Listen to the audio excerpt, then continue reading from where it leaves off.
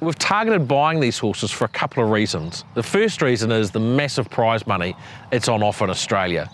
Now, on Saturdays, they run for a minimum of $125,000, which is $140,000 Kiwi, which is a great carrot in itself. And of course, Caulfield Cup's worth $5 million, Melbourne Cup's worth $7 million, and they've got so many options. The other reason to target these horses is that Australia doesn't really have stayers, so they breed very much for the sprinting market. And you look at Australia now, and you look at their staying races, and most of the horses that they have aren't Australian bred. So we can go to the sales in the UK, and it's the biggest horse and training sale in the world. There's over 2,500 horses usually catalogued there, and a lot of the big European owners, the sheikhs and everyone, at the end of their horses' 3-year-old careers, they just sell them all. So we can pick up really promising one-win stayers for not a huge amount of money, and we can bring them down to Australia and race them.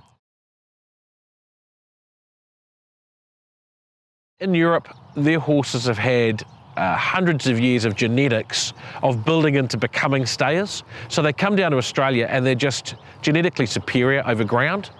You take Alward as a great example. He came down as a one-win horse. He was winning $100,000 races, sometimes against 3 and 4 other horses. So you're running in these small races for great prize money, and you can win a whole lot of money. But more than that, these horses are progressive.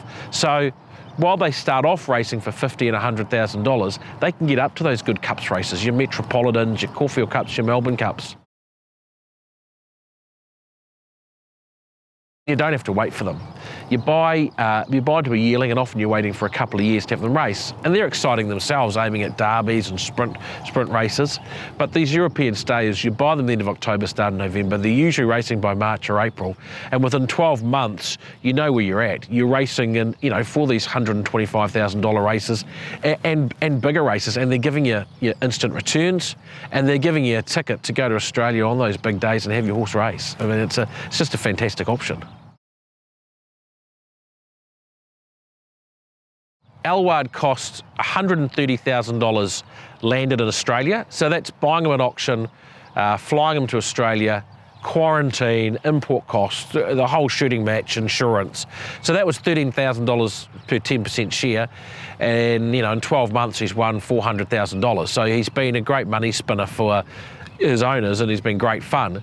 So, the price bracket we sort of aim at is in that sort of up to $200,000 bracket, but you can get them for as low as $100,000. So you're looking at, somewhere probably between $13,000, $15,000, $18,000 for a 10% share, or for 5%, half of that. So, and you're looking to be able to recoup your money and make some excellent prize money in a very short period of time. Not to mention, the fun that you have racing at Randwick, on a Saturday and those big days, He's won, the last 8 premierships, Metropolitan premierships in Australia. He is the best trainer in Australia. He's a champions trainer. He's only in his early 40s, and he's already a Hall of Famer. And what he manages to do with these European stayers is he gets them down and he puts speed in their legs. So we're buying horses in Europe that have won over 1.5 miles or 2,000 metres, and Chris is getting them to win over 1,600 metres and shorter distances before stepping up. And that's an amazing skill to be able to do, and it opens up your options to all kinds of races for these horses. So, Chris is a great guy too. We've known him for well over 20 years. He was our first trainer, and we've got a really special relationship with him, and it's fantastic to see what he's been able to do.